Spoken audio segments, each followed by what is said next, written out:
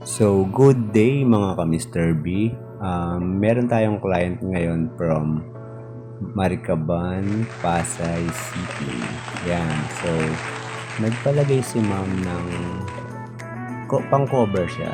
Bali, pang-cover sa scar niya sa bandang binte. Yan. Wow! So, medyo masakit dyan sa part na yan pero kakayanin ni ma'am. So, let's do this.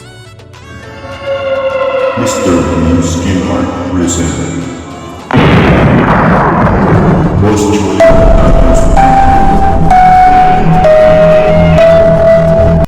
So, ito na nga, bale, yan yung design na ginawa natin kay ma'am. Flower siya na medyo detailed din yung design para syempre matatakpan natin yung dapat nating i-cover up. Yan.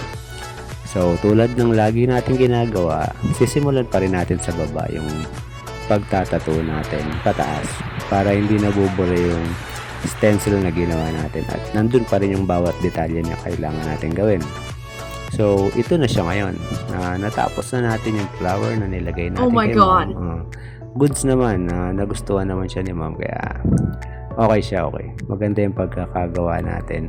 Then, next natin is yung kasama ni ma'am, nagpalagay naman sila ng couple tattoo. Ayan. So, couple tattoo na kamay, then may kasamang date. Ayan. So, yan yung date siguro kung kailan naging sila nung jowa ni ma'am. Yan. So, ito naman yung isa. Dito naman siya sa ibabaw ng dibdib nilagay. Bale, parang ilalim siya ng collarbone. Then, yan. Couple tattoo nilang dalawa. So, watch this. Then, ito yun. Natapos na rin natin yung kay ma'am. Okay. Goods naman. Ang ganda rin ng pagkakagawa natin. Siyempre, para maayos. Yan.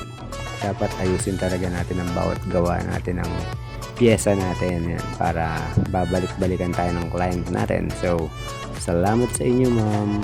Mabuhay kayo and God bless.